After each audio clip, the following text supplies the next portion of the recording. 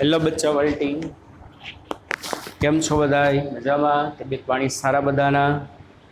ચાલો, લાસ્ટ લેક્ચરમાં આપણે ત્રિજ્યા, વેગ, ઉર્જા એ બધાના સૂત્ર જોયા હતા.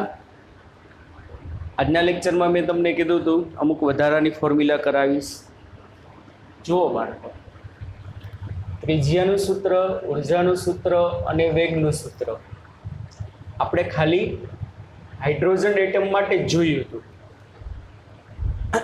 પણ ગુજકેટમાં, નીટમાં, જેડબલીમાં હાઇડ્રોજન એટમ સિવાય માટે પણ પૂછાય છે. સૂત્ર નહીં પૂછાય, તમને કમ્પેરિઝન પૂછાશે. આપણે ત્રિજ્યાના સૂત્રમાં કીધું હતું કે ભાઈ ત્રિજ્યા જે છે શું હશે? R is proportional two n² હોય. ઉર્જા જે છે n² ના વ્યસ્ત પ્રમાણમાં હશે, કાલ વાત કરી હતી. વેગ જે છે n ના વ્યસ્ત પ્રમાણમાં હશે. પણ હાઇડ્રોજન એટમ માટે હતું એટલા માટે અહીંયા Z બરાબર 1 આવતું, અહીંયા Z બરાબર 1 આવતું, અહીંયા Z બરાબર 1 આવતું. પણ હવે તમને પરીક્ષામાં, ગુજકેટમાં, ઇવન બોર્ડમાં પણ, જેમાં તો કે બોર્ડમાં પણ જુદા જુદા એટમ માટે એની કમ્પેરિઝન પૂછાય છે. તો જો આ 7 ફોર્મ્યુલા લખી છે, આપણા 3 તારીખની છે. ત્રિજ્યાની શેની ફોર્મ્યુલા છે બચ્ચા પાર્ટી? આ ત્રિજ્યા, આ ઉર્જા, આ વેગ, આ આવૃત્તિ. આવૃત્તિ એટલે 1 સેકન્ડમાં પૂરા કરેલા પરિભ્રમણોની સંખ્યા. ln એટલે કોણીય વેગમાન, nમી કક્ષામાં કોણીય વેગમાન. tn એટલે nમી કક્ષાનો આવર્તકાળ, nમી કક્ષામાં 1 ભ્રમણ પૂરું કરવા માટે લાગતો સમય. અને ઓમેગા એટલે કોણીય આવૃત્તિ. રેડી? આ બધા એના સૂત્ર છે. આ 3 આપણે સાબિત કર્યા હતા, પણ આ બધા તમારે યાદ રાખવાના. જો આખા સૂત્ર યાદ ના રહે તો આ ટેબલ તો તમારે યાદ રાખવું પડે જ. પ્રશ્ન શું પૂછાય જુઓ, બધાના પ્રશ્ન હું લેતો જાઉં અને તમને સમજાવતો જાઉં કે ભાઈ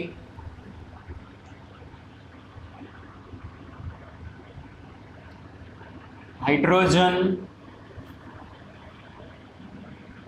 પરમાણુની શું? હાઇડ્રોજન પરમાણુની ત્રીજી કક્ષાની ત્રિજ્યા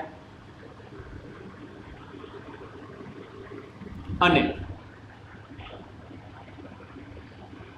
હિલિયમ પરમાણુની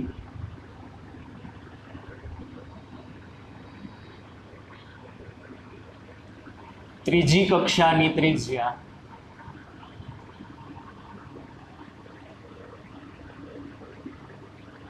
નો ગુણોત્તર શોધો. પ્રશ્ન આવો પૂછે. શું પૂછે તમને? હાઇડ્રોજન પરમાણુની ત્રીજી કક્ષાની ત્રિજ્યા અને હિલિયમ પરમાણુની ત્રીજી કક્ષાની ત્રિજ્યાનો ગુણોત્તર આવે. ત્રિજ્યા માટે આ યાદ, R is proportional two n² ના છેદમાં Z. શું? આ યાદ રાખવાનું. આખું યાદ ના રાખો તો ચાલે, બરોબર? R is proportional two n² ના છેદમાં Z. MCQમાં પૂછાય તો. ચાલો, હવે H એટમ માટે ત્રીજી કક્ષા કીધી એટલે n બરાબર 3, ને હાઇડ્રોજન માટે Z બરાબર 1, એટલે H એટમ માટે R ઇઝ પ્રોપોર્શનલ ટુ શું થશે બોલો? R3 H એટમની અહીંયા 3 નો વર્ગ છેદમાં 1 એટલે બરાબર 9 થશે. પછી He એટમ માટે, ચાલો હિલિયમ માટે પણ ત્રીજી કક્ષા કીધી છે એટલે n બરાબર 3, અને હિલિયમ બીજું તત્વ છે એટલે Z બરાબર 2. શું થશે? Z બરાબર 2. તો હિલિયમ પરમાણુની ત્રીજી કક્ષાની ત્રિજ્યા ઇઝ પ્રોપોર્શનલ ટુ n બરાબર 3 છેદમાં z બરાબર 2, એટલે આ થાય 9/2. શું થશે બચ્ચા પલટી? 9/2. તો હવે મને શું કીધું? હાઇડ્રોજન પરમાણુની ત્રીજી કક્ષા અને હિલિયમ પરમાણુની ત્રીજી કક્ષાની કમ્પેરિઝન કરો, ગુણોત્તર શોધો. તો ત્રીજી કક્ષા કોની? H એટમની છેદમાં ત્રીજી કક્ષા કોની? હિલિયમ પરમાણુની. બેયની ત્રિજ્યાનો ગુણોત્તર. તો R3H શું આવ્યું? 9 ના છેદમાં R3H એ શું આવ્યું? 9/2. તો છેદનો 9 9 કેન્સલ, છેદનો છેદ અંશમાં, એટલે આ 2 આવે. તો આનો મતલબ શું થાય? આ અહીંયા જાય એમ કહેવાય કે હાઇડ્રોજન પરમાણુની ત્રીજી કક્ષા અને હિલિયમ પરમાણુ ત્રીજી કક્ષાનો ગુણોત્તર 2:1. શું થશે? 2:1. અથવા આને તમે અહીંયા લઈ જાઓ તો આમ બોલાય R3H બરાબર 2 R3He. તો આનો મતલબ શું બોલું? હાઇડ્રોજન પરમાણુની ત્રીજી કક્ષાની ત્રિજ્યા છે ને હિલિયમ પરમાણુની ત્રીજી કક્ષાની ત્રિજ્યા કરતાં 2 ગણી હશે. શું મારા વાલા બાળકો? હાઇડ્રોજન પરમાણુની ત્રીજી કક્ષાની ત્રિજ્યા હિલિયમ પરમાણુની ત્રીજી કક્ષાની ત્રિજ્યા કરતાં કેવી હશે? ડબલ. આ સમજાણું? એટલે આ રીતનો પ્રશ્ન પૂછે. પછી એમ કે ભાઈ લિથિયમ પરમાણુની પહેલી કક્ષા એટલે n બરાબર 1. તો લિથિયમ એટલે ત્રીજું તત્વ. 1 થી 10 સુધીના તમને જનરલી આપે, જે બધા ખબર હોય. લિથિયમ પરમાણુની પહેલી કક્ષાની ત્રિજ્યા એટલે n બરાબર 1, અને લિથિયમ એટલે z બરાબર 3. અને hydrogen, helium, lithium, boron,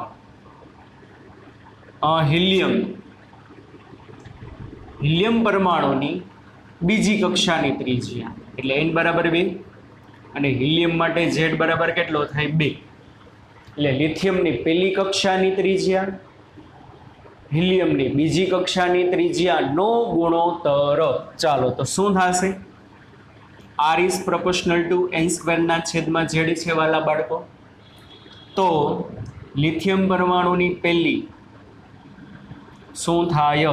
n બરાબર 1, 1 નો વર્ગ એટલે 1, છેદમાં z એટલે 3, એટલે આ આવે 1/3. પછી હિલિયમ પરમાણુની બીજી કીધી, બીજી કક્ષાની ત્રિજ્યા પ્રોપોર્શનલ ટુ n.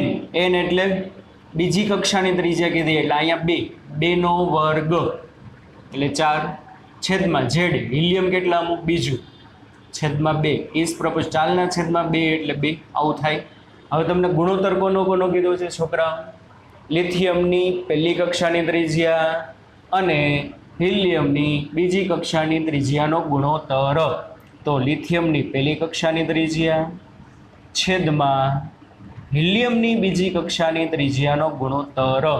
ચાલો લિથિયમ માટે શું આવ્યું? 1/3. હિલિયમની બીજી કક્ષા માટે શું આવ્યું? 2. તો અંશનો છેદ ક્યાં જાય? છેદમાં, એટલે અહીંયા આવે 1/6. સમજાય છે કે નહીં? શું આવશે? 1/6. આવો જવાબ આવે. અને આમે કહેવાય શું કહેવાય? અને તમામ ઉપર જવા દો તો શું થાય? R1 લિથિયમ બરાબર 1/6 R2 હિલિયમ. આનો મતલબ શું વાલા બાળકો? એમ કહી શકાય કે લિથિયમ પરમાણુની પહેલી કક્ષાની ત્રિજ્યા હિલિયમ પરમાણુની બીજી કક્ષાની ત્રિજ્યા કરતાં 6ઠ્ઠા ભાગની હશે. લિથિયમની પહેલી કક્ષાની ત્રિજ્યા હિલિયમની બીજી કક્ષાની ત્રિજ્યા કરતાં કેટલામાં ભાગની હોય? 6ઠ્ઠા ભાગની. આ રીતની કમ્પેરિઝન બોર્ડમાં, ગુજકેટમાં, નીટમાં પૂછાય છે. ટેક્સ્ટબુકમાં આપણે ખાલી હાઇડ્રોજન માટે હતું, અહીં z બરાબર 1 જ ખાલી લઈ લેતા. પણ આના માટે તમારે આ રીતે વિચારવાનું છે. સમજાણું છોકરાઓ? ચાલો આવી જ રીતે એનર્જી માટે પણ પૂછે. કોના માટે પૂછે? એનર્જી માટે. તો જોવું જોઈએ છોકરાઓ, એનર્જી માટે શું સૂત્ર છે?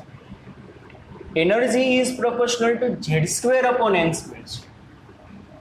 શું છે? એનર્જી is proportional to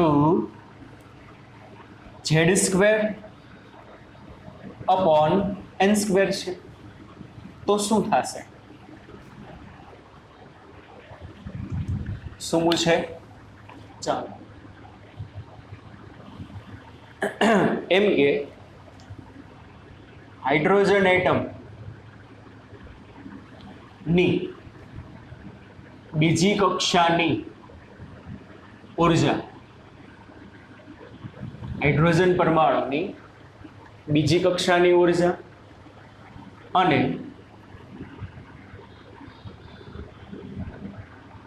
લિથિયમ પરમાણુની પહેલી કક્ષાની ઉર્જા નો ગુણોત્તર કેટલો? હાઇડ્રોજન પરમાણુની બીજી કક્ષાની ત્રિજ્યા, લિથિયમ પરમાણુની પહેલી કક્ષાની ત્રિજ્યાનો ગુણોત્તર કેટલો? ચાલો, શું સૂત્ર છે છોકરાઓ? En is proportional to z સ્ક્વેરના છેદમાં n સ્ક્વેર છે, તો શું થાય? હાઇડ્રોજન માટે કીધું છે કેટલામી કક્ષા? બીજી, એટલે E2, પણ કોની? H એટમની. બરોબર. ઇઝ પ્રોપોર્શનલ ટુ શું થશે? ઝેડ એટલે હાઇડ્રોજન માટે એકનો સ્ક્વેર છેદમાં અહીંયા n સ્ક્વેર છે, જો એના કરતાં સૂત્ર અલગ છે. n સ્ક્વેરના છેદમાં ઝેડ હતું, ઉર્જામાં ઝેડ સ્ક્વેરના છેદમાં n સ્ક્વેર છે. ચાલો શું થાય? એટલે ઝેડ એટલે હાઇડ્રોજન માટે 1, n એટલે એની બીજી કક્ષા કીધી, 2 નો વર્ગ ઇઝ પ્રોપોર્શનલ થાય 1/4. પછી લિથિયમ પરમાણુ છે એની પહેલી કક્ષાની ઉર્જા એટલે E1, પણ કોની? લિથિયમની, ઇઝ પ્રોપોર્શનલ ટુ ઝેડ સ્ક્વેરના છેદમાં n સ્ક્વેર. ચાલો લિથિયમ માટે બચ્ચા પલટી, ઝેડ કેટલો થાય? 3 નો વર્ગ છેદમાં લિથિયમની પહેલી કક્ષાની ઉર્જા કીધી છે એટલે n બરાબર 1, એટલે પ્રોપોર્શનલ ટુ શું થાય? 9 થાય. શું દાસ ઇઝ પ્રોપોર્શનલ ટુ 9. તો આ બેનો રેશિયો હાઇડ્રોજનની બીજી કક્ષાની ઉર્જા છેદમાં લિથિયમની પહેલી કક્ષાની ઉર્જા, બેનો ગુણોત્તર. ચાલો આ શું આવ્યું? 1/4. આ શું આવ્યું? 9. અંશનો છેદમાં જાય એટલે 1/4 ગુણ્યા 9 એટલે 36. તો આને તમે અહીંયા લઈ જાઓ તો એમ બોલાય E2H is equal to 1/36 E1Li. મારા વાલા બાળકો, આનો મતલબ શું થશે બોલો? હાઇડ્રોજન પરમાણુની બીજી કક્ષાની ઉર્જા છે ને, હાઇડ્રોજન પરમાણુની બીજી કક્ષાની ઉર્જા લિથિયમ પરમાણુની પહેલી કક્ષામાં જેટલી ઉર્જા હશે ને એના કરતાં 36માં ભાગની. સમજાણું કે નહીં? હાઇડ્રોજન પરમાણુની બીજી કક્ષાની ઉર્જા લિથિયમ પરમાણુની પહેલી કક્ષાની ઉર્જા કરતાં કેટલામાં ભાગની હોય? 6થા ભાગની. આટલું ડન? આટલું સમજાય છે વાલાઓ? શું પૂછે કે ભાઈ હિલિયમની બીજી કક્ષાની ઉર્જા, નાના જ પૂછશે. લિથિયમની બીજી કક્ષાની ઉર્જા, બેયનો ગુણોત્તર શોધો અથવા તો સરખામણી કરો. તો ચાલો શું થશે? E2, પણ કોના માટે? હિલિયમ માટે. E ઇઝ પ્રોપોર્શનલ ટુ શું છે? ઝેડ સ્ક્વેરના છેદમાં n સ્ક્વેર. ચાલો હિલિયમ માટે ઝેડ બરાબર 2 નો સ્ક્વેર છેદમાં n, હિલિયમની બીજી કક્ષા કીધેલી, છેદમાં પાછો 2 નો સ્ક્વેર, 4/4 એટલે પ્રોપોર્શનલ ટુ 1.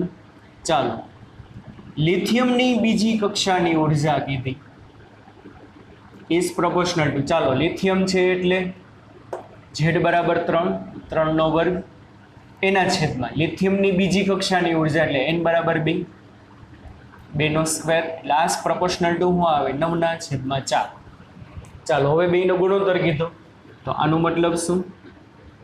E2 હિલિયમ એટલે હિલિયમ પરમાણુની બીજી કક્ષાની ઉર્જા છેદમાં E2 લિથિયમ બરાબર શું થાય?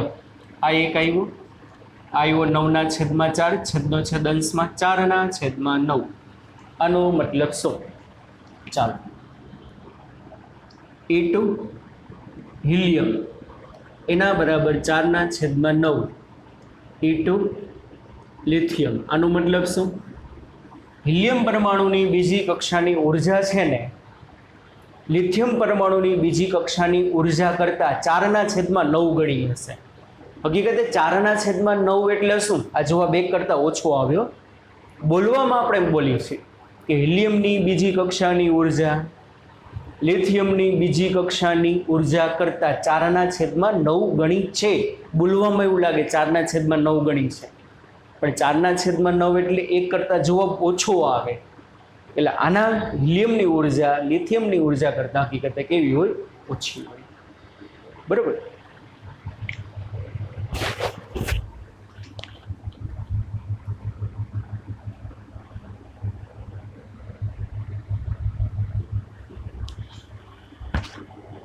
સમજાય છે ને છોકરાઓ? ના સમજાય તો પૂછજો. અને એવું જરૂરી નથી બે અલગ અલગ તત્વો આપે, એકને એક તત્વ જ આપે. એમાંય કે હાઇડ્રોજન પરમાણુની 5મી કક્ષાની ત્રિજ્યા અને હાઇડ્રોજન પરમાણુની 7મી કક્ષાની ત્રિજ્યાનો ગુણોત્તર. તો બસ અહીંયા શું કરવાનું? ચાલો, હાઇડ્રોજન પરમાણુની 5મી કક્ષાની ત્રિજ્યા H એટમ માટે 5મી કક્ષાની ત્રિજ્યા એટલે R5 is proportional two ZL એટલો 1 હાઇડ્રોજન કીધું. અહીંયા 5 એટલે 5 નો વર્ગ 25. હાઇડ્રોજન એટમ માટે 7મી કક્ષાની ત્રિજ્યા ઇઝ પ્રોપોર્શનલ ટુ Z બરાબર 1. અહીંયા 7 એટલે 7 નો વર્ગ 49. ચાલો હવે આ બેનો રેશિયો કીધો. R5H છેદમાં R5H બરાબર 25/49. તો આને આમે લખાય 5મી કક્ષાની ત્રિજ્યા 25/49 R7. આનો મતલબ શું? બોલો. હાઇડ્રોજન પરમાણુની 5મી કક્ષાની ત્રિજ્યા 7મી કક્ષાની ત્રિજ્યા કરતાં 25/49 ગણી. હકીકતે 2 મિનિટ માટે એવું વિચારો કે અહીંયા 49 નથી પણ 50 છે. બે અને 49 એટલે 50ની નજીકનું છે કહેવાય ને. એટલે એનો મતલબ 25/50 એટલે નિયર અબાઉટ 1/2 થાય. એમ બોલે R5 is equal to R7/2. 5મી કક્ષાની ત્રિજ્યા 7મી કક્ષાની ત્રિજ્યા કરતાં અડધી હશે. જેમ જેમ બારે જેમ કક્ષા મોટી મોટી થતી જાય ને, અંદરની કક્ષાઓ નાની હોય, જેમ જેમ બારે જેમ મોટી હોય, તો આનો મતલબ 5મી કક્ષાની ત્રિજ્યા 7મી કક્ષાની ત્રિજ્યા કરતાં અડધી કહેવાશે. કારણ કે બહારની મોટી હોય અને અંદરની કેવી હોય? નાની. એટલે પોતાની કમ્પેરિઝન બે અલગ અલગ તત્વો આપી શકે, પોતાની કમ્પેરિઝન પણ પોતાના સાથે તમને કરાવી શકે. ઇંક પૂરી લો બચ્ચા પલટી જરાક.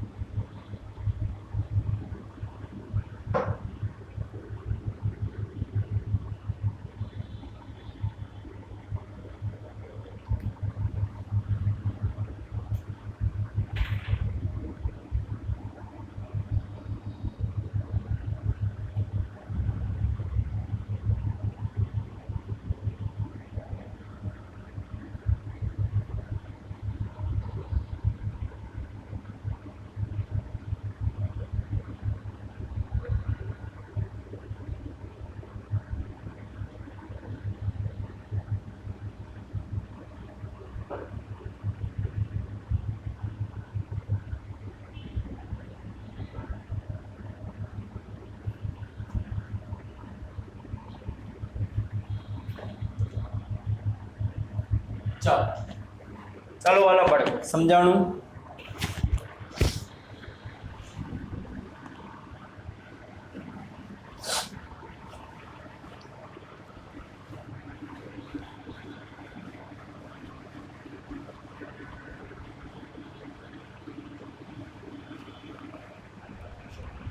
છોકરો વેગ માટે શું છે? v is proportional to z by n. સૂત્ર છે z²/2ε0nh. e અચળ, 2 અચળ, ε0 અચળ, h અચળ, એટલે ખાલી વધે z by n. આમાં એ જ રીતે થશે ને, m e 8 h² ε0 બધું અચળ છે, ε0² એટલે વધે શું? z² ના છેદમાં n. એટલે આ રીતે લઈ, બાકી બધું અચળ છે. વેગ માટે છે vn proportional to z by n. શું પ્રશ્ન પૂછે? h એટમનો પહેલી કક્ષાનો વેગ અને બીજી કક્ષાના વેગનો ગુણોત્તર. સિમ્પલ. હાઇડ્રોજન એટમ માટે પહેલી કક્ષાનો વેગ અને બીજી કક્ષાના વેગનો ગુણોત્તર શું છે? v નું સૂત્ર vn is proportional to z ના છેદમાં n. ચાલો v1 હાઇડ્રોજન માટે જ છે, z બરાબર 1, પહેલી કક્ષા જ કીધી છે એટલે 1, આ proportional to 1. ચાલો હાઇડ્રોજન પરમાણુની બીજી કક્ષામાં ઇલેક્ટ્રોનનો વેગ z બરાબર 1 પણ n બરાબર 2, બીજી કક્ષા કીધી, 2 નો ગુણોત્તર લ્યો તો v1 ના છેદમાં v2. હાઇડ્રોજન પરમાણુની પહેલી કક્ષામાં વેગ છેદમાં બીજી કક્ષામાં વેગ બરાબર અહીંયા 1, અહીંયા શું થશે? 1/2 છેદનો છેદ અંશમાં એટલે 2. તો અહીંયા બોલાય હું v1 ના છેદમાં v2 બરાબર 2, અથવા તો 2:1 બગડો v2 સામે જાય તો v1 બરાબર શું આવે? 2v2. આનો મતલબ શું બોલું? હાઇડ્રોજન પરમાણુમાં પહેલી કક્ષાનો જે વેગ હશે ને બીજી કક્ષાના વેગ કરતાં બમણો હશે. પહેલી કક્ષાનો વેગ બીજી કક્ષાના વેગ કરતાં બમણો, એટલે બીજી કક્ષામાં જેટલો વેગ હોય ને એના કરતાં પહેલી કક્ષામાં ડબલ હોય. ઉલટું બોલાય, આ બગડો નીચે હોયો જાય તો v2 બરાબર v1/2. v2 બરાબર v1/2. પહેલી કક્ષામાં જેટલો વેગ હોય એના ભાંગા 2. હવે યાદ કરો, પહેલી કક્ષાના વેગનું મૂલ્ય આપણે 2 વાર ગોઈતું છે. પહેલી કક્ષામાં જ્યારે ઇલેક્ટ્રોન ભ્રમણ કરતો હોય તો વેગ કેટલો હોય? 2.2 ગુણ્યા 10⁶ ઘાત. યાદ આવ્યું? 2.2 ગુણ્યા 10⁶ ઘાત. તો અહીંયા 2.2 ગુણ્યા 10⁶ બગડો નીચે જાય એટલે 2.2 ભાંગા 2 એટલે 1.1 ગુણ્યા 10⁶ ઘાત વેગ હોય ગયા બીજી કક્ષામાં. એટલે આ ટાઈપની કમ્પેરિઝન પૂછે. બીજું શું પૂછે કે ભાઈ હિલિયમ પરમાણુમાં ત્રીજી કક્ષાનો વેગ, લિથિયમમાં બીજી કક્ષાનો વેગ, બેનો ગુણોત્તર કેટલો? ચાલો શોધાય. ત્રીજી કક્ષાનો વેગ પણ હિલિયમ માટે તો v proportional to z by n. Helium માટે z એટલે 2 અને હિલિયમની કેટલામી કક્ષા કીધી વાલા બાળકો? ત્રીજી, એટલે અહીંયા 3. પછી લિથિયમની બીજી કક્ષા એટલે v2. સમજાય છે? proportional to લિથિયમ કીધું એટલે z બરાબર 3 ના છેદમાં લિથિયમની બીજી કક્ષા કીધી એટલે છેદમાં 2. ચાલો હવે આ બેનો તમે રેશિયો લ્યો. હિલિયમની ત્રીજી કક્ષામાં વેગ છેદમાં લિથિયમની બીજી કક્ષામાં વેગ. લિથિયમની બીજી કક્ષામાં વેગ બરાબર શું થાય? અહીંયા 2/3, અહીંયા 3/2.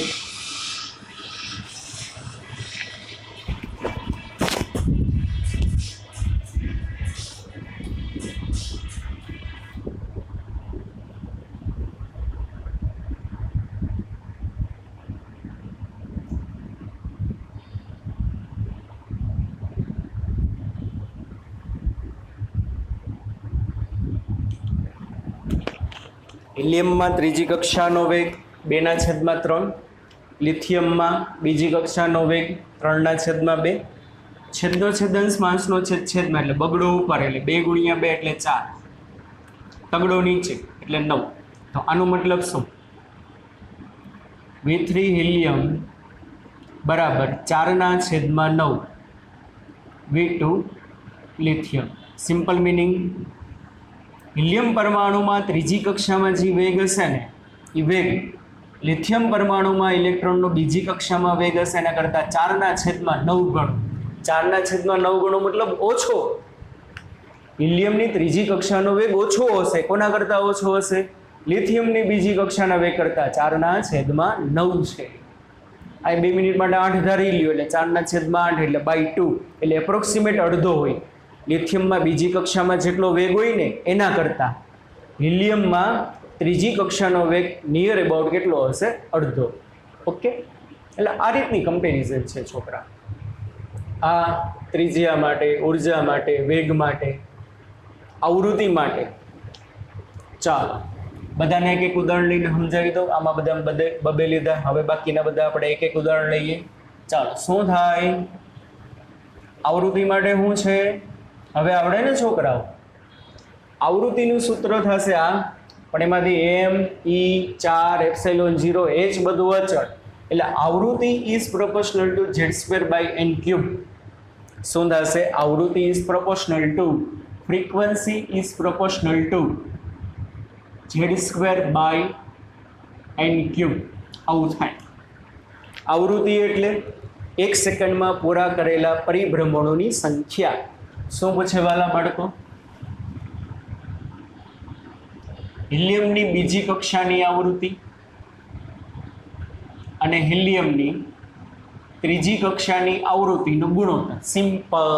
ચાલો, તો હિલિયમની બીજી કક્ષાની આવૃત્તિ, હિલિયમ છે એ z બરાબર અહીંયા 2/2 ઇઝ પ્રોપોર્શનલ ટુ 2² છેદમાં બીજી કીધી એટલે અહીંયા 2/3 ઇઝ પ્રોપોર્શનલ ટુ 4/8. 2 નો વર્ગ 4, 2 નો ઘન 2 દુ 4 દુ 8 ઇઝ પ્રોપોર્શનલ ટુ 1/2. ચાલો પછી ત્રીજી કક્ષા કીધી. ત્રીજી કક્ષામાં આવૃત્તિ એટલે ત્રીજી કક્ષામાં 1 સેકન્ડમાં કેટલા પરિભ્રમણ પૂરા કરે? ચાલો, હિલિયમ છે એટલા માટે z બરાબર 2 નો વર્ગ છેદમાં ત્રીજી કક્ષા છે એટલે n બરાબર 3, 3 નો ઘન 2 નો વર્ગ 4, 3 તેરી 9 તેરી 27, 27. બસ આ બે આવૃત્તિનો રેશિયો. F2 હિલિયમ પરમાણુની બીજી કક્ષામાં આવૃત્તિ છેદમાં હિલિયમ પરમાણુમાં ત્રીજી કક્ષામાં આવૃત્તિ બરાબર આ 1/2 છેદમાં 4/27 થાય કે નહીં? છેદનો છેદંશમાં અંશનો છેદ છેદમાં એટલે 27 અને બગડો છેદમાં આવે એટલે 8. તો આનો મતલબ શું? F2 બરાબર 27/8 F3. આનો મતલબ શું? કે હિલિયમ પરમાણુમાં બીજી કક્ષામાં આવૃત્તિ છે ને એને ત્રીજી કક્ષાની આવૃત્તિ કરતાં 27/8 ગણી હોય. 2 મિનિટ માટે વિચારો, અહીંયા 9 હોય, 9 એની નજીકનો જ આંકડો છે. 2 મિનિટ માટે વિચારો, 9 હોય તો 27/9 એટલે 3 થાય. તો બીજી કક્ષાની ફ્રીક્વન્સી ત્રીજી કક્ષાની ફ્રીક્વન્સી કરતાં નિયર અબાઉટ 3 ગણી કહેવાય. તો ત્રીજી કક્ષામાં 1 સેકન્ડમાં 1 ભ્રમણ પૂરું કરતો હોય તો બીજી કક્ષામાં 1 સેકન્ડમાં 3 ભ્રમણ પૂરા કરે. એવું થાય ને? કારણ કે જો બીજી કક્ષા નાની હોય, ત્રીજી કક્ષા મોટી હોય, તો બીજી કક્ષા નાની છે તો 1 સેકન્ડમાં કંઈક ભ્રમણ પૂરા કરે. ત્રીજી કક્ષા એના કરતાં મોટી છે તો 1 સેકન્ડમાં એના કરતાં ઓછા જ ભ્રમણ પૂરા કરે. કારણ કે 2πr વધુ અંતર કાપવું પડે. લોજિક સમજો. MCQ માટે ખૂબ જ અગત્યના છે આ બધી ફોર્મ્યુલા. ગુજકેટ માટે, જી માટે, નીટ માટે. બરાબર? ચાલો બીજું. હવે જો એક આ પહેલા 4 યાદ રાખો. પહેલા 4 તમારે જે યાદ રાખવાના છે એમાં rn²/z. ઈમાં શું કરવાનું? આને ઉલટાવી અને ઉપર વર્ગ કરી નાખવાનું. વીમાં શું કરવાનું? ઉર્જાનું જે સૂત્ર હતું એમાં વર્ગ હતો, આમાં વર્ગ કાઢી નાખવાનું. ફ્રીક્વન્સીમાં શું કરવાનું? ઉર્જાનું જે સૂત્ર હતું એમાં z² હતો તો z² એમને છેદમાં n² હતો પણ n³ કરવાનું. હવે આવર્તકાળ અને કોણીય આવૃત્તિના તો એમને યાદ રહી જાય. શું કામ? ને કારણ કે જો કોણીય આવૃત્તિનું સૂત્ર શું છે? W બરાબર 2πf. સમજાય છે વાલા બાળકો? કોણીય આવૃત્તિનું સૂત્ર શું છે? W બરાબર 2πf. તો આ તો શું છે? આ તો અચળ છે. એનો મતલબ શું? W is proportional two F. એટલે F જેના ઉપર ડિપેન્ડ હશે ને W એના ઉપર ડિપેન્ડ હશે. તો જો W માટે પણ શું છે? Z² ના છેદમાં n³ જ હશે. છે કે નહીં? W માટે શું છે? Z² ના છેદમાં n³ જ છે. એટલે પહેલું, બીજું, ત્રીજું, ચોથું યાદ રાખવાનું છે. બરાબર. બાકી તમને કોણીય આવૃત્તિ પૂછે તો આવૃત્તિ જેવું જ. આવર્તકાળમાં શું થાય? યાદ કરો, લાસ્ટ ટાઈમ કીધું હતું આવૃત્તિ ને આવર્તકાળ એકબીજાના વ્યસ્ત છે. તો આવર્તકાળ શું હશે? આવૃત્તિનું વ્યસ્ત. તો આવૃત્તિ જેના ઉપર ડિપેન્ડ હશે ને એના કરતાં વ્યસ્ત હશે. તો શું થાય? આવર્તકાળ ઇઝ પ્રોપોર્શનલ ટુ આવૃત્તિનું વ્યસ્ત. એટલે આનું વ્યસ્ત કરી નાખો. n³ ના ટ્રીકથી યાદ રાખો. એટલે આવર્તકાળ ઇઝ પ્રોપોર્શનલ ટુ શું હશે? n³/z². છે કે નહીં?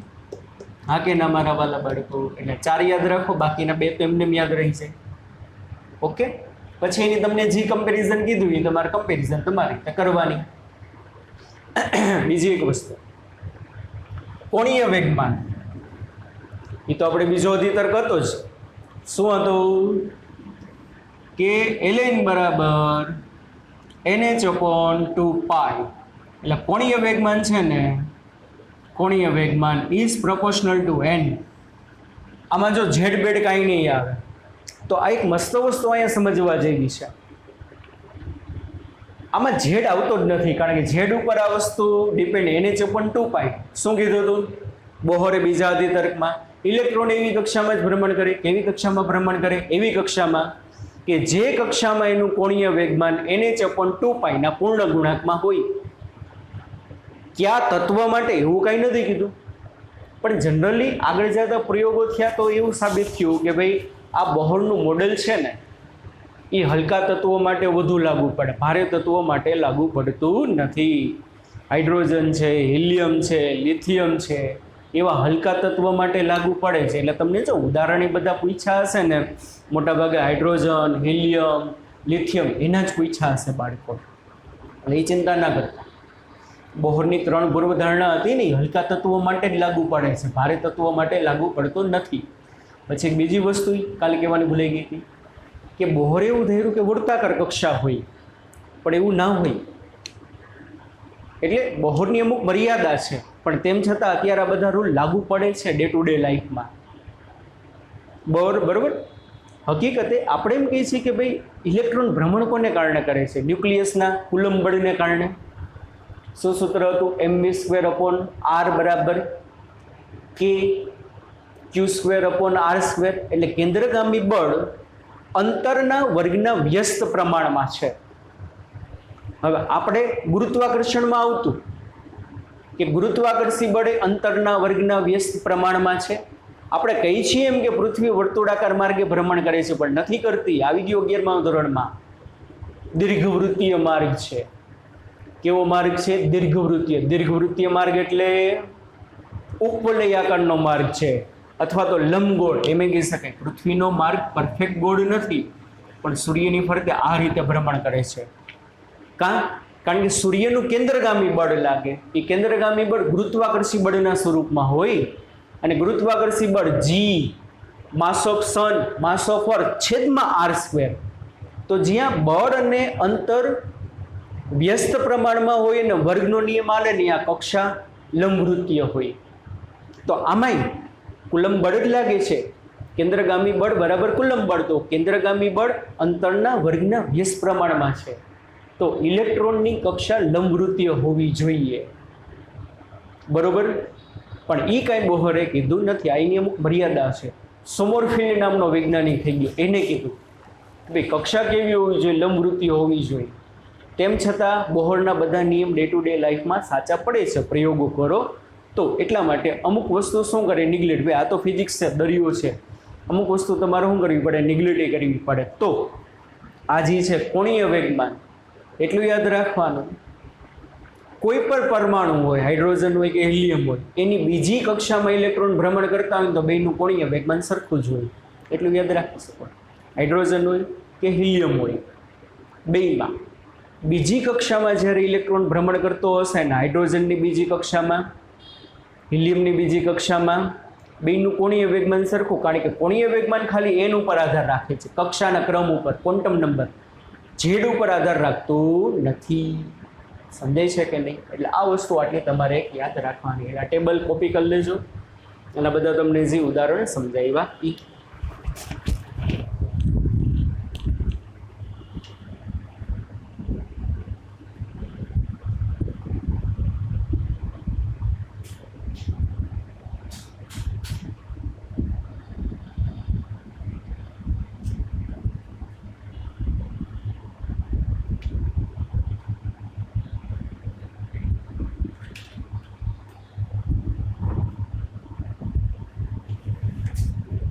ચાલો આગળ.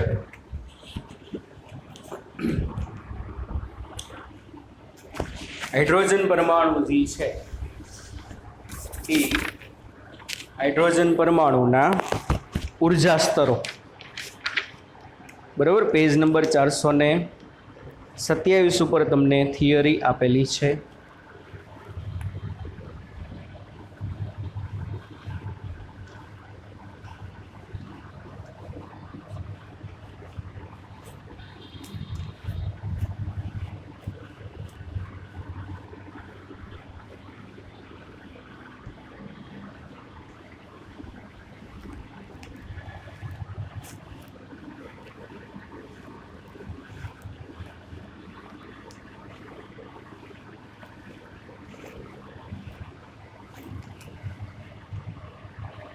જુઓ,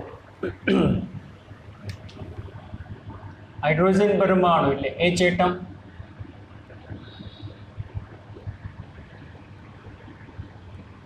ઉર્જા સ્તર.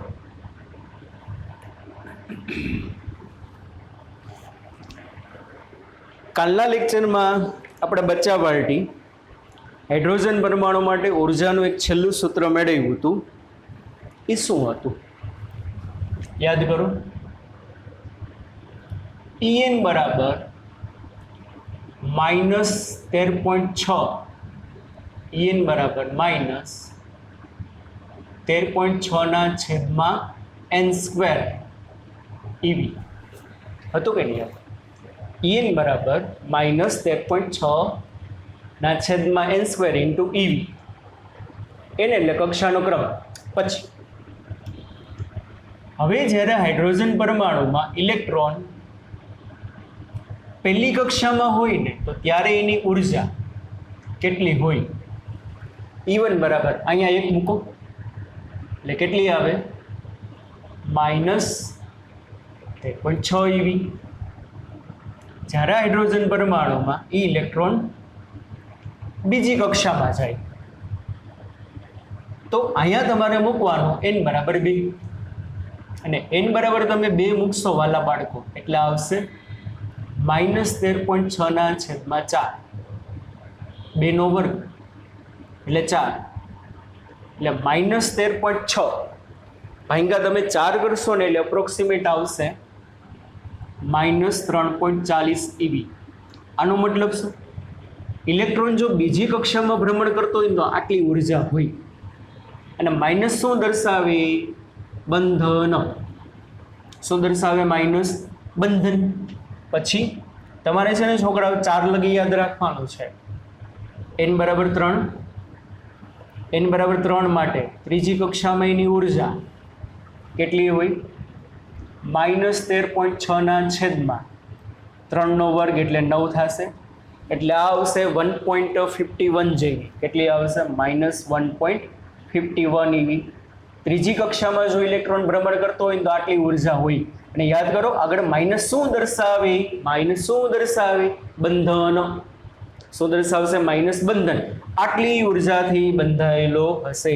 એક વસ્તુ જોઈ, જેમ જેમ બહારે જતા જાઓ છો ને, એમ એમ ઉર્જા વધે છે.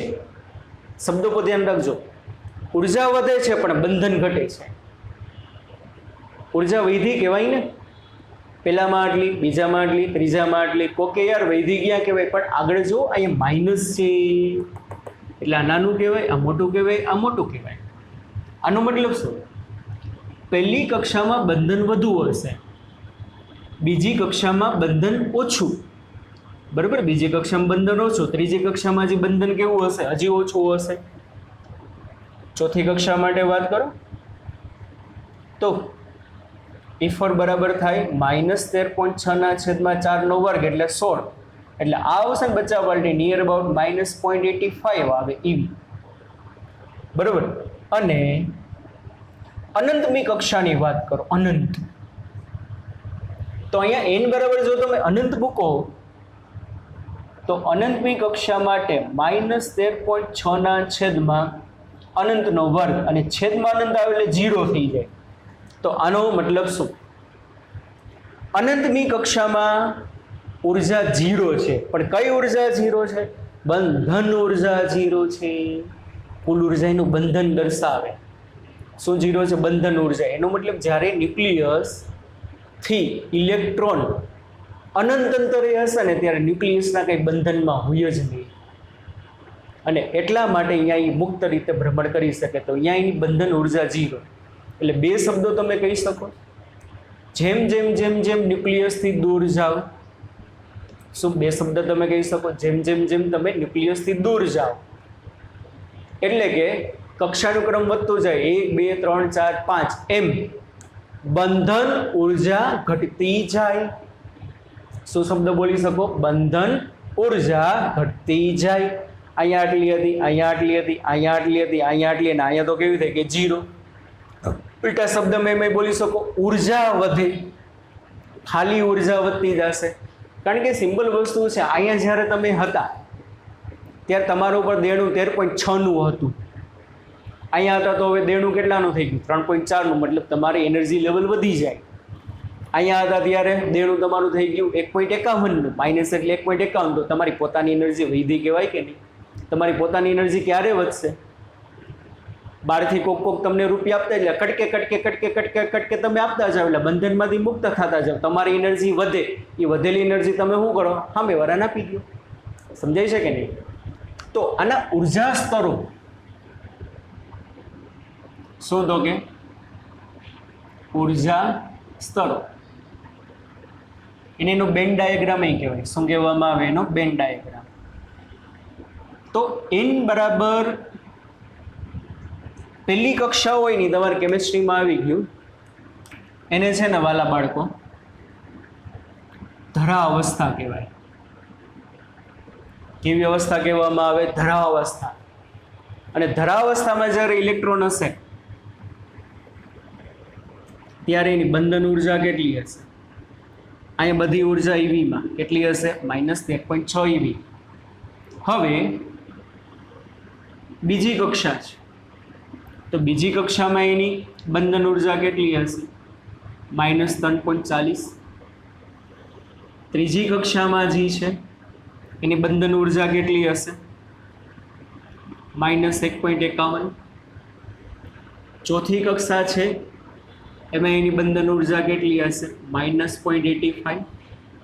પછી એવી રીતે 5મામાં, 6મામાં, 7મામાં, 8મામાં, અને અહીંયા n બરાબર અનંત, ત્યાં 0.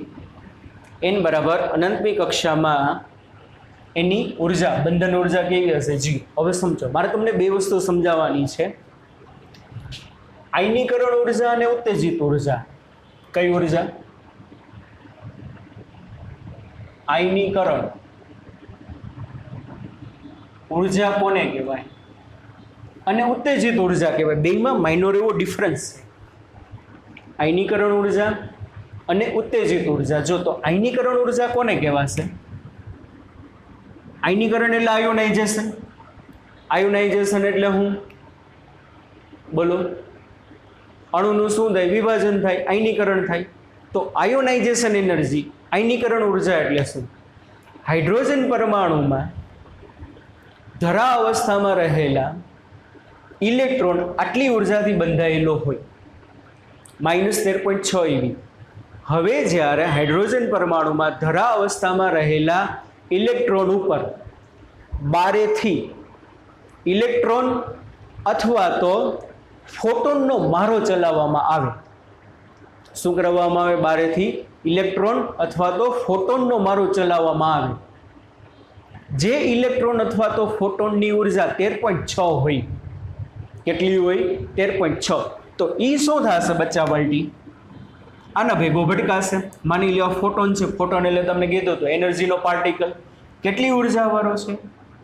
13.6 eV જેટલી ઉર્જાવાળો હતો. એટલે હવે આ ઇલેક્ટ્રોન ધરાવસ્થામાં રહેલા ઇલેક્ટ્રોન આરે અથડાશે ને, એટલે પોતાની 13.6 eV ઉર્જા આને આપી દે, અને આને આપી દેશે ને એટલે આ ઇલેક્ટ્રોન જે છે કેટલી ઉર્જાથી બંધાયેલો હતો? 13.6. બારેથી મારા વાલા બાળકો કેટલી ઉર્જા મળી? 13.6. તો હાઇડ્રોજન પરમાણુના ન્યુક્લિયસમાંથી બંધનમાંથી હંમેશાને માટે મુક્ત થઈ જાય. શું થઈ જશે? હંમેશાને માટે શું થઈ જશે? મુક્ત થઈ જાય. તો બારેથી આ તમે જે ઉર્જા આપી ને એને આયનીકરણ ઉર્જા કહેવાય. આયનીકરણ ઉર્જા એટલે એના આયનમાંથી, પરમાણુમાંથી ઇલેક્ટ્રોનને સાવ બારોબાર ધકેલી દીધો. સમજાય છે કે નહીં? હા કે ના? તો ધરાવસ્થા માટે, હાઇડ્રોજન પરમાણુની ધરાવસ્થા માટે આયનીકરણ ઉર્જાનું મૂલ્ય કેટલું? 13.6 eV. આયનીકરણ ઉર્જા એટલે શું? સિમ્પલ ભાષામાં સમજાવું તો જે તે કક્ષામાં રહેલા ઇલેક્ટ્રોનને, વ્યાખ્યા લખવી તો લખજો, લખતો નથી.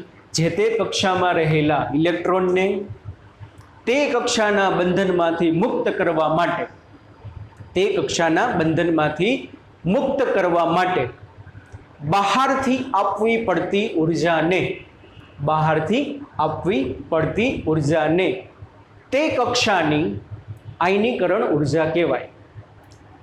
શું?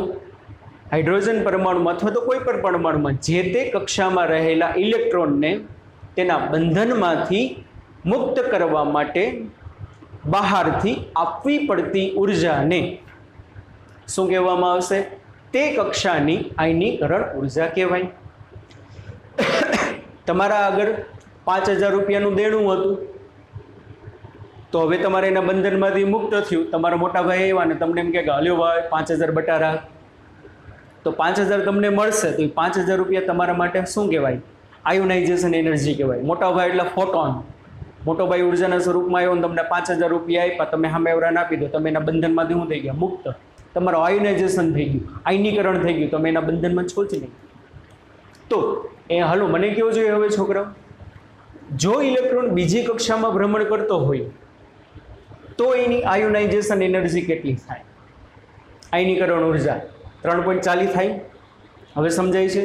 કારણ કે જ્યારે ઇલેક્ટ્રોન બીજી કક્ષામાં ભ્રમણ કરતો હશે ને ત્યારે 3.40 eV જેટલી ઉર્જાથી બંધાયેલો હશે.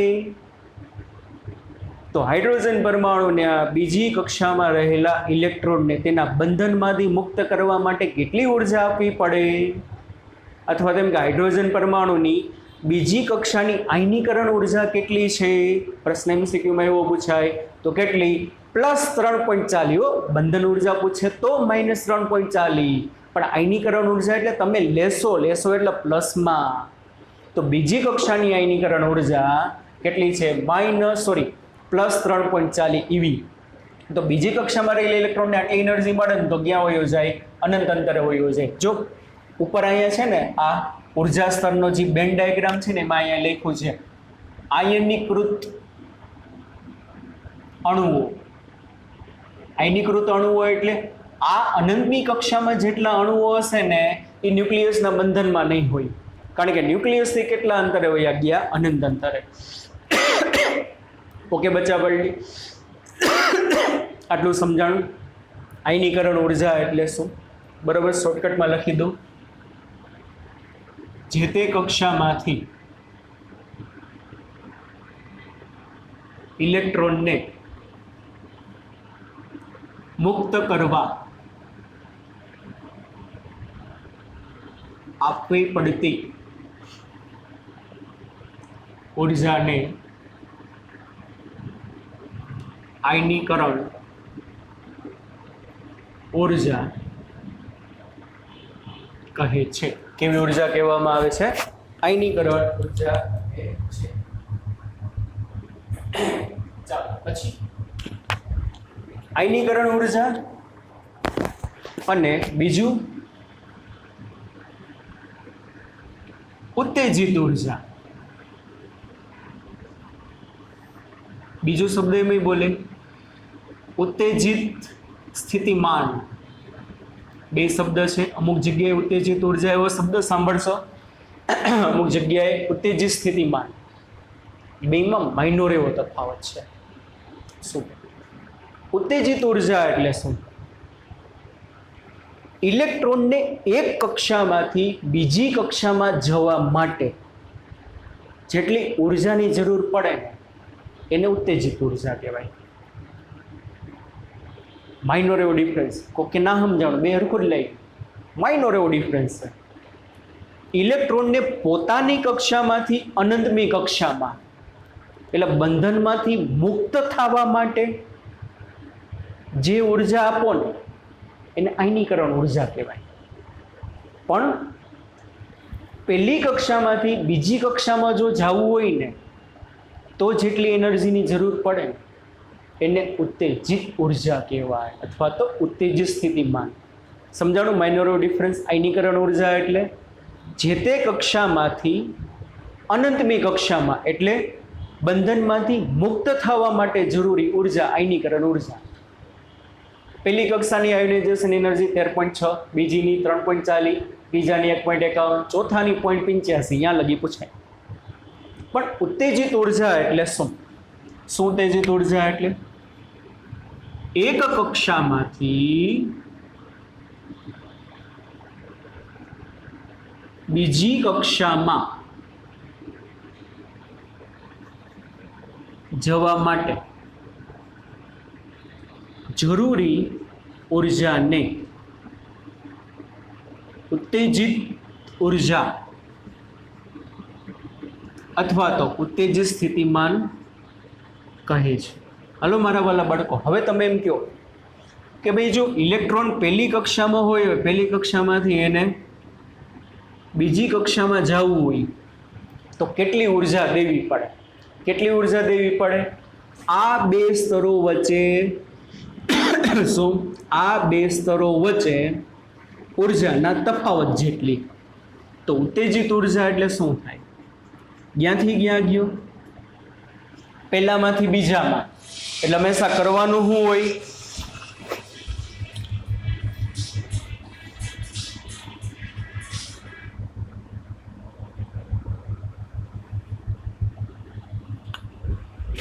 ક્યાંથી ક્યાં ગયો? પહેલામાંથી બીજામાં. કરવાનું હોય અંતિમ માઇનસ પ્રારંભિક. શું કરવાનું હોય? અંતિમ માઇનસ પ્રારંભિક એટલે E2 માઇનસ E1. શું કરવાનું બચ્ચા બાલ્ટી? E2 minus E1. હવે મને કેવો જોઈએ? ઇલેક્ટ્રોન જ્યારે પહેલી કક્ષામાંથી બીજી કક્ષામાં જશે તો બંધન ઉર્જા કેટલી થશે? -3.40. આ માઇનસ એમને કૌંસમાં. પહેલી કક્ષામાં તો ત્યારે કેટલી ઉર્જાથી બંધાયેલો હતો? -13.6. માઇનસ માઇનસ પ્લસ થાય એટલે શું થાય? 13.6 માઇનસ 3.40. 13.6 માઇનસ 3.40 એટલે એ આંકડો આવશે એપ્રોક્સિમેટ 10.2 EV. શું આવશે બચ્ચા પાર્ટી? 10.2 EV. એટલે પહેલી કક્ષામાંથી બીજી કક્ષામાં જવા કેટલી ઉર્જાની જરૂર છે? 10.2 EV. તો આને શું કહેવામાં આવે? પ્રથમ ઉત્તેજિત સ્થિતિમાન. શું? અને ધરાવસ્થા કહેવાય. પહેલી કક્ષાને ધરાવસ્થા કહેવાય. બીજી કક્ષાને શું કહેવાય? યાદ કરો. પ્રથમ ઉત્તેજિત અવસ્થા. કેમિસ્ટ્રીમાં આવી ગયું. ત્રીજી કક્ષાને કહેવાય શું? બીજી ઉત્તેજિત અવસ્થા. જીઓ એના કરતા ઓછું n બરાબર 1 ને ધરાવસ્થા કહેવાય. અને રૂમ ટેમ્પરેચરે બધા ઇલેક્ટ્રોન હાઇડ્રોજન પરમાણુમાં ધરાવસ્થામાં જ હોય. હવે ધરાવસ્થામાં રહેલા ઇલેક્ટ્રોનને બારેથી એક ફોટોન ભટકાણો. હવે એ ભટકાયેલા ફોટોનની જો ઉર્જા 13.6 હોત ને તો ઇલેક્ટ્રોન ન્યુક્લિયસમાંથી બહાર નીકળીને અનંત અંતર વયો જાય, બંધનમાંથી મુક્ત થઈ જાય. પણ ધરા અવસ્થામાં રહેલા ઇલેક્ટ્રોન હારે બારેથી જે ફોટોન ભટકાણો ને એ ફોટોનની ઉર્જા, માની લો અહીંથી ફોટોન આવ્યો નાનો ભેગો ભટકાણ, એ ફોટોનની ઉર્જા 10.2 એવી છે. તો એ ફોટોન આને ભેગો ભટકાશે ને તો એની ઉર્જાને આપી દે. તો આ ઉર્જા કેટલી છે 10.2 EV એના બંધનમાંથી મુક્ત કરે એટલી છે ના, એના કરતાં ઓછી છે. તો મુક્ત ના થાય પણ એકાદી બીજી કક્ષામાં જાય તો આ બે ઉર્જા વચ્ચે તફાવત આટલો હોય તો ઇલેક્ટ્રોન શું થશે? પહેલી કક્ષામાંથી બીજી કક્ષામાં જાય તો આને શું કહેવામાં આવે? પ્રથમ ઉત્તેજિત ઉર્જા. શું કહેવામાં આવે? પ્રથમ ઉત્તેજિત ઉર્જા. એક વસ્તુ યાદ રાખવાની, ઇલેક્ટ્રોન આટલી ઉર્જા લઈને બીજી કક્ષામાં જશે ને બહુ જાજી વાર ના રહી શકે. જૂના સિલેબસમાં આવતું, નવા સિલેબસમાં નીકળી ગયું છે. 10⁻8 સેકન્ડમાં પાછો આવે. એટલે જો આ એનો હાઈ લેવલ કહેવાય, આ લો લેવલ કહેવાય. કેમ આ હાઈ લેવલ કહેવાય, આ લો લેવલ કહેવાય? હમણાં મેં તમને સમજાવ્યું. જેમ જેમ ઉપરની કક્ષામાં જતા જશો એમ બંધન ઉર્જા ઘટે પણ ઉર્જા વધતી છે. એટલે ઉપરની કક્ષામાં એમ કહેવાય કે ઇલેક્ટ્રોનની ઉર્જા વધુ હોય. આ કક્ષાની ઉર્જા વધુ કહેવાય, આ કક્ષાની ઉર્જા ઓછી કહેવાય. કેમ આની ઉર્જા વધુ કહેવાય, આની ઉર્જા ઓછી કહેવાય? જો આગળ માઇનસ છે એટલે આ વધુ કહેવાય, આ ઓછું કહેવાય. તો શું થશે? ઇલેક્ટ્રોન ધરાવસ્થામાંથી 10.2 EV ઉર્જા લઈને ઉપર ગયો ને તો 10⁻8 સેકન્ડ તમે વિચારી ના શકો એટલી. ત્યાંથી શું થાય? પાછો આવે. એટલે વધુ ઉર્જાવાળા સ્તરમાંથી ઓછી ઉર્જાવાળા સ્તરમાં પાછો આવશે. એટલે એ દરમિયાન શું કરશે? જાતો તો ને ત્યારે ઉર્જા લઈ ગયો તો, અને ઇલેક્ટ્રોન શું કરે? કોઈનું બાકી ના રાખે. જ્યારે પાછો રિટર્ન આવશે ને ત્યારે એટલી ઉર્જાવાળા એક ફોટોનનું ઉત્સર્જન કરે. તો યાદ રાખવાનું, ઇલેક્ટ્રોન જ્યારે એક કક્ષામાંથી બીજી કક્ષામાં ઇલેક્ટ્રોન જ્યારે ઊંચી ઉર્જાવાળી એક કક્ષામાંથી નીચી ઉર્જાવાળી બીજી કક્ષામાં આવે ને તો એક ફોટોનનું ઉત્સર્જન કરે. ઇલેક્ટ્રોન જ્યારે ઊંચી ઉર્જાવાળી એક કક્ષામાંથી નીચી ઉર્જાવાળી બીજી કક્ષામાં આવે ને ત્યારે એક ફોટોનનું શું કરશે? ઉત્સર્જન કરશે. તો અહીંથી અહીંયા ગયો તો આટલી એનર્જી લેતો ગયો તો પાછી બીજી કક્ષામાંથી પહેલી કક્ષામાં આવે તો પાછી એટલી એનર્જી શું કરી દે? રિલીઝ કરી દે. હાલો બચ્ચા પલટી, મને કેવો જોઈએ? પહેલી અને ત્રીજી કક્ષા વચ્ચે એનર્જીનો તફાવત કેટલો હશે? એક બીજી વસ્તુ જોયું તમે? જેમ જેમ ઉપર જાઓ છો ને બધા એનર્જી લેવલ નજીક નજીક નજીક નજીક નજીક આવતા જાય છે. કાં નજીક આવતા જાય છે? કારણ કે જો આ બે વચ્ચે તફાવત મોટો હતો, આના વચ્ચે 3 અને અહીંયા 1 છે, તફાવત ઓછો. અહીંયા 1 અને 0.85 છે, એટલે નીચે તફાવત મોટો હશે, અહીંયા ઉપર કેવું છે? ઓછો. ચાલો હવે ધરા અવસ્થામાં રહેલા ઇલેક્ટ્રોનને પહેલી કક્ષામાંથી ત્રીજી કક્ષામાં લઈ જવા માટે કેટલી ઉર્જા દેવી પડે? કાંઈ નહીં. શું કરવાનું? E3 - E1. શું કરવાનું? E3 - E1 એટલે -1.51 માંથી 13.6 તમારે બાદ કરવાના, પણ માઇનસ માઇનસ ઓની જેમ કેટલા થઈ જાય? પ્લસ. એટલે ઈ નિયર અબાઉટ આવશે 12.09. કેટલું આવશે મારા વાલા બાળકો? 12.09. તો 12.09 ને શું કહેવાય? દ્વિતીય ઉત્તેજિત ઉર્જા. શું કહેવાય? દ્વિતીય ઉત્તેજિત ઉર્જા. જો ધરા અવસ્થામાં રહેલા ઇલેક્ટ્રોનને 12.09 જેટલી ઉર્જા મળત ને તો એ પહેલી કક્ષામાંથી ડાયરેક્ટ કૂદકો ક્યાં મારત? ત્રીજી કક્ષામાં. તો એક કક્ષામાંથી બીજી કક્ષામાં જવા માટે જેટલી ઉર્જાની જરૂર પડે એને ઉત્તેજિત ઉર્જા કહેવાય. અને ઉત્તેજિત ઉર્જાનું મૂલ્ય કેટલું હશે? એ બે ઉર્જાના સ્તરો વચ્ચેના તફાવત જેટલું. પહેલામાંથી બીજામાં જવું હોય તો તફાવત આટલાનો છે, પહેલામાંથી ત્રીજામાં જવું હોય તો તફાવત આટલાનો છે. તો આને શું કહેવાય? દ્વિતીય ઉત્તેજિત ઉર્જા અથવા તો ઉત્તેજિત સ્થિતિમાન. હવે મને કયો વાલા બાળકો, ઇલેક્ટ્રોનને બીજી કક્ષામાંથી ત્રીજી કક્ષામાં જઈ શકે? ઓબ્વિયસલી જઈ શકે. તો ઇલેક્ટ્રોન જ્યારે બીજી કક્ષામાંથી ત્રીજી કક્ષામાં જાય તો આપમેળે જશે કે બહારથી એનર્જી દેવી પડે? ના, બહારથી એનર્જી દેવી પડે. નીચેથી ઉપર જવું હોય તો બહારથી ઉર્જા દેવી પડે. કેટલી ઉર્જા દેવી પડે? બોલો. આ બેની બાદ બાકી. નીચેથી ઉપર ગયો એટલે અંતિમ કહેવાય આ પ્રારંભિક. એટલે શું કરવું પડે? -1.51. એમાંથી આ માઇનસ કરો પણ પ્લસ થઈ જાય. શું થઈ જાય? +3.40. એટલે 3.40 માંથી 1.51 બાદ કરવાનું. ચાલો તો શું થાય? આ 0 માંથી 1 ના જાય એટલે અહીંથી 1 લ્યો એટલે આ 10. 10 માંથી 1 જાય એટલે 9. હવે 3માંથી 5 ના જાય એટલે અહીંથી તમે 1 લ્યો એટલે 13, 13માંથી 5 જાય એટલે 8 અને 2માંથી 1 જાય એટલે 1 એટલે 1.89 EV. તો 1.89 EV ને શું કહેવામાં આવે? બીજી કક્ષામાં રહેલા ઇલેક્ટ્રોનને ત્રીજી કક્ષામાં જવા માટે જરૂરી ઉર્જાનું મૂલ્ય, એને એની ઉત્તેજિત ઉર્જા કહેવાય. હવે કહી શકાય ઇલેક્ટ્રોન ત્રીજી કક્ષામાંથી બીજી કક્ષામાં આવે તો એનો મતલબ શું? હાઈ ઉર્જાવાળી કક્ષામાંથી લો ઉર્જાવાળી કક્ષામાં જ્યારે આવે ત્યારે એનર્જીનું ઉત્સર્જન કરે. ગોટાના કરતા એટલું યાદ રાખજો, જેમ જેમ ઉપર જશો એમ ઉર્જા વધતી જાય. ઓકે, ક્યાં વધે છે? અહીંયા 13 હતું, અહીંયા 3 હતું, પણ આગળ તો જુઓ માઇનસ છે. એ જેમ જેમ ઉપર જાઓ ને ઉર્જા વધે.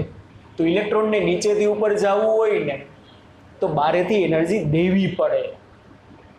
પણ જો ઇલેક્ટ્રોન હાઈ લેવલમાંથી લો લેવલમાં આવશે ને તો ત્યારે એટલી એનર્જીનું શું કરે? ઉત્સર્જન કરે. એટલે એનું ઉર્જા સ્તર વિશે છે. સમજાણું છોકરાઓ? ઢગલું MCQ આમાંથી આવે કે ત્રીજામાંથી ચોથામાં જવા માટે કેટલી જરૂર પડે, ને પહેલામાંથી ચોથા 4 લગી પૂછે તો 4 લગીના આંકડા તમને ખબર હોવી જોઈએ. સમજાય છે? અને જ્યારે ઉપરથી નીચે આવે ત્યારે ઉર્જાનું શું કરે? શોષણ કરે કે ઉત્સર્જન? ઉત્સર્જન કરશે. એટલે આયનીકરણ ઉર્જા અને ઉત્તેજિત સ્થિતિમાન. ઓકે વાલા બાળકો, ચાલો આજના લેક્ચરમાં આટલું રાખશી. બરાબર, બાકીનું નેક્સ્ટ લેક્ચરમાં જોશું. ચલો, bye bye, take care, C you then. ધ્યાન રાખજો. સરસ સરસ મજાનું ભણો. Bye bye.